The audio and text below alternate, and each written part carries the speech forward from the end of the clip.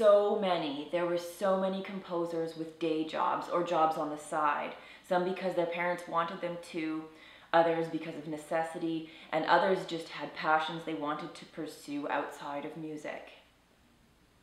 The first non-music profession of composers that comes to mind is that of a lawyer. There were a huge number of composers that either worked as lawyers or received law degrees or started studying law, so many that I did a whole other 2-minute talk on all of them. But on to the non-lawyers.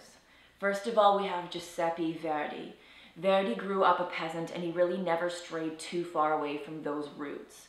He worked on and managed and owned a farm that had both livestock and vegetables. It also had a collection of trees, because he would plant a brand new tree after the completion of each opera. Verdi was very much an early to bed, early to rise kind of guy. He would wake up at 5 o'clock each morning. He would walk around his estate, tend to the crops, the gardens, and also the horses. But Verdi was also a senator in the first Italian parliament. This was something he wasn't nearly as enthusiastic about, though. He did have one cause that he fought for passionately, which was free music education in schools. On to Antonin Dvorak. His father was an innkeeper and was also a butcher.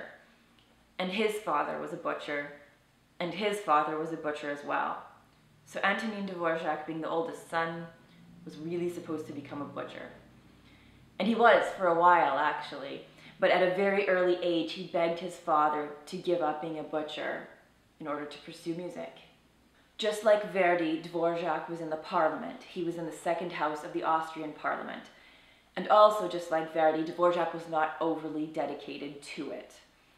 When he was first brought into parliament, he was shown his own office with his own desk and all the supplies that he'd need.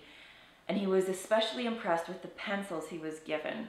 He took them all home and used them to compose.